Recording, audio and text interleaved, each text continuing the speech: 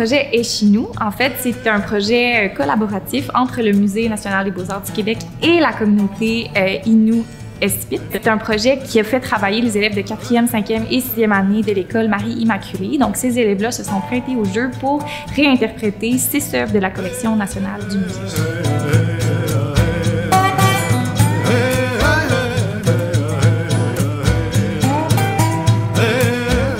Les grands objectifs de ce projet-là, ben, c'est évidemment de faire rayonner la collection nationale. On est un musée public. Les œuvres appartiennent à tous les Québécois. Donc, c'est important que tous les Québécois y aient accès. Donc, c'était de faire rayonner puis de se rendre jusqu'à eux. C'était de créer des rencontres, créer aussi des liens durables. Moi, quand Marie-Ève m'en a parlé, la directrice du patrimoine et culture, j'ai dit oui, je vais les rencontrer, Justine puis Charlotte, il n'y a pas de problème.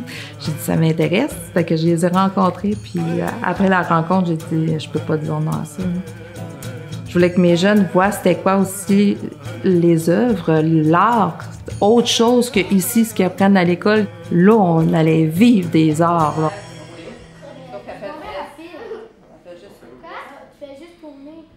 L'art, c'est un lieu d'expression qui peut être très fort, donc avec lequel on peut venir parler de thématiques qui peuvent être plus sensibles. On connecte aussi avec notre identité. Puis je pense que particulièrement dans les projets qu'on fait avec les communautés autochtones, c'est quelque chose qui ressort. Donc, se questionner sur qui on est, sur les gens autour de nous, sur notre communauté, sur ce qui est important pour nous. Dans le projet ici, lorsqu'on a fait notre première rencontre, on a beaucoup travaillé ça avec les élèves. Qu'est-ce que c'était d'être Innu à Espit? J'essayais de leur montrer en tant qu'Autochtones qu'est-ce que nous, on vit, là, qui représentent ça sur leurs œuvres. J'aime leur laisser la liberté parce que c'est là que je trouve qu'ils ont des plus belles créations. Je suis toujours prête à leur donner ce qu'ils ont besoin pour créer. Fait que je me dis, les gars sont libres d'expression. Ils expriment ce qu'ils veulent. Fait qu'ils ont créé leurs affaires. C'est arrivé à la fin. De toute beauté, il y a des choses que j'aurais jamais pensé qu'ils pourraient faire, là.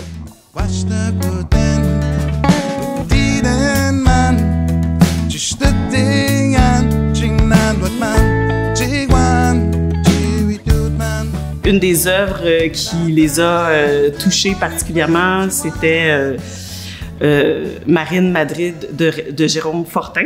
Jérôme Fortin travaille avec des déchets, en fait, là, des débris de bouteilles de plastique qu'il a trouvés sur les plages.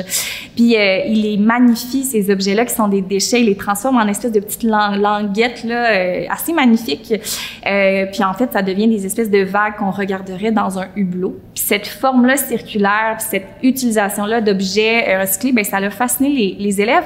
Puis on voit ces deux éléments émerger un peu partout dans les projets. Des fois, le hublot, il me donne accès à une scène dans la forêt. Des fois, leur hublot, ben, c'est une œuvre abstraite, mais on voit vraiment que cette forme-là, elle revient beaucoup. Puis je pense qu'elle fait sens aussi dans le contexte de leur culture à eux. Puis sinon, ben, le fait de recycler, de travailler avec des matériaux recyclés, ben ça, on le voit aussi dans certains projets. Donc, c'est intéressant là, de voir qu'est-ce qui les a accrochés de la démarche de Jérôme Fortin, puis comment ils les ont réutilisés dans différents projets. Merci beaucoup d'être ici aussi nombreux ce soir. C'est vraiment très apprécié. Là, un vernissage qui est vraiment destiné aux enfants, donc qui ont participé au projet à Chinou. Tous les amis ont travaillé en équipe et chacun a fait sa part. Nous avons adoré l'expérience et nous terminons ce projet avec de nouvelles connaissances artistiques.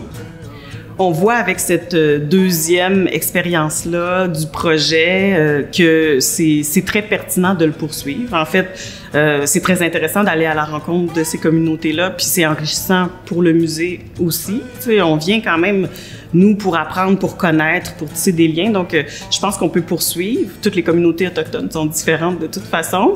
Puis on a un beau bassin puis une belle richesse au Québec à ce niveau-là. De voir les élèves venir au musée, d'avoir une super belle rencontre avec le musée, avec le bâtiment, avec les œuvres, puis d'entendre après que les élèves veulent revenir avec leurs parents cet été, voir d'autres expositions.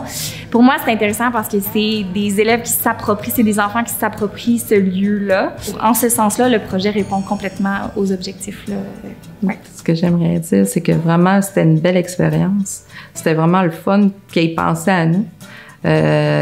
Qu'on ait vécu ça, on a eu plein de choses qu'on a vécues, puis les enfants même, ça les a fait vivre autre chose, voir que dans la vie, on peut aller chercher autre chose qu'ici. Ils parlent pas la même façon quand ils parlent du musée.